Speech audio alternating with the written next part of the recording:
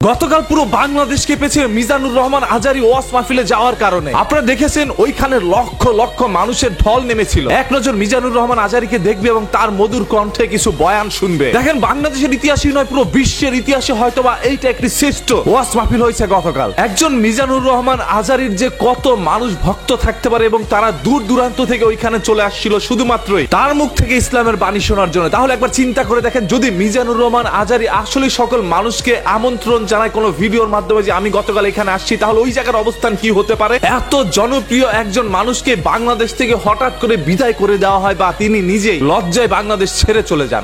সাহস থাকলে আসে না কেন বাংলাদেশে? আমরা ডিজিটাল বাংলাদেশ করেছি, সেই সুযোগ নিয়ে লম্বা লম্বা কথা বলে, তো সাহস থাকে বাংলাদেশে আসুক। জীবনের কোনো না কোনো সময়ে এর প্রায়শ্চিত্ত আপনাকে করতে হবে, এর প্রায়শ্চিত্ত করে আপনাকে মরতে হবে। বুঝতে পেরেছেন সেদিনের কথা এবং আজকে সেটার প্রমাণ তিনি দিয়েছেন। বাংলাদেশের মধ্যে যখন মিজানুর রহমান আসবে এরকম একটি ফেসবুকের মধ্যে পোস্ট করা হয়, তখনই সেই পোস্টটি রাতারাতি ভাইরাল হয়ে যায়, হাজারো জনতা সেটা শেয়ার করা শুরু করে। এরপর মিজানুর রহমান আজারি যখন বাংলাদেশে চলে আসলো, গেল ওয়াজের ময়দানের মধ্যে, তখনই ভাই হাজার হাজার লক্ষ লক্ষ মানুষ তাকে আমন্ত্রণ জানানোর জন্য হেলিকপ্টারের নিচে এসে গোল সারিবদ্ধ অবস্থায় দাঁড়িয়ে থাকে। যখন তিনি হেলিকপ্টার থেকে নামলো, তখন তাকে ওইখান থেকে রিসিভ করে নিয়ে যায় ওয়াজের ময়দানে। মানুষের ভিড় ভাই সামলানো মুশকিল হয়ে যাচ্ছিল। আমার কাছে মনে হয় না পৃথিবীর মধ্যে বড় কোনো কনসার্ট হয়েছে সেখানে এত মানুষ গিয়েছে যত মানুষ এইখানে হয়েছিল। আজকে মিজানুর রহমান আজারি হুজুর যদি ভালোবাসা নাই পেত, তাহলে এত লক্ষ লক্ষ মানুষ তার ওইখানে যেত না। এবং ফেসবুকের মধ্যে দেখলাম তিনি একটা পোস্ট করেছে যে আলহামদুলিল্লাহ দীর্ঘ 5 বছর পরে আমি আজকে ওয়াজ মাহফিল করলাম। ওই সময় দেখলাম 9 মিনিটের মধ্যে প্রায় 1 লক্ষের অধিক রিয়েক্ট পড়ে গিয়েছে তার সেই পোস্টের মধ্যে। তাহলে একবার চিন্তা করে দেখেন কত সংখ্যক মানুষ তাকে ফলো করে রেখেছে এবং সবাই অ্যাক্টিভ ভাই। সাথে সাথে আমার টাইমলাইনের অসংখ্য মানুষ কিন্তু সেই পোস্টটি শেয়ার করা শুরু করে দিয়েছিল। আমি নিজেও গতকাল ভাই অনেকটা অবাক হয়ে গিয়েছি যে মিজানুর রহমান আজারি আমাদের বাংলাদেশের মধ্যে এসেছেন এবং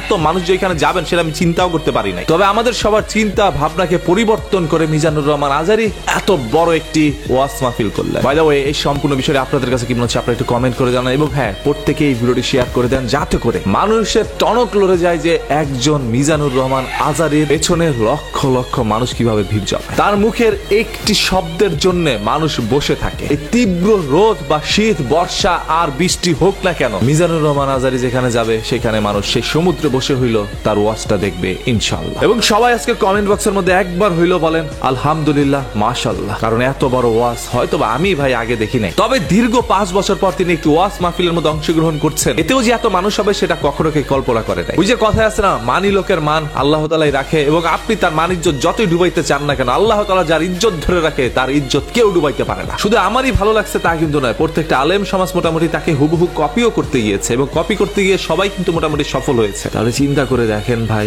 একজন মানুষ যদি আসলে পরিশ্রম করে এবং তার নিয়ত যদি ঠিক থাকে যে না আমি ইসলামের বাণী ছড়াবো, তাহলে মহান আল্লাহ তাআলা তাকে উপরে নিয়ে যায়। হুজুরের জন্য সবাই আজকে আমাদের মন থেকে দোয়া এবং ভালোবাসা জানাই। আরেকটি কথা মনে রাখবেন, শুধু হুজুরের কথা শুনে এখান থেকে চলে এসে সবকিছু ভুলে গেলে চলবে না। হুজুর যেটা বলেছে সেটা মানার চেষ্টা করবেন। সেরকম ভাবে আমাদের কোরআন হাদিসের মধ্যে যা আছে সেটা মানার চেষ্টা করবেন, শুধু পড়লেই চলবে না। আপনাদের কাছে এত বড় একটি ওয়াজ মাহফিল দেখে কেমন মনে হয়েছে, আপনাদের অনুভূতিটা কি সেটা একটু কমেন্ট করে জানান। এবং বিশ্বের মধ্যে এরকম কোন ওয়াজ মাহফিল কি অতীতে হয়েছিল কিনা সেটা একটু কমেন্ট করে জানান। দেখতে চাই আপনাদের সবার মূল্যবান মতামত। অনেক আলেম মাওলানা আমাদের দেশের মধ্যে রয়েছে, তবে একজন মিজানুর রহমান আজারি নাই, তিনি অনলি ওয়ান পিস।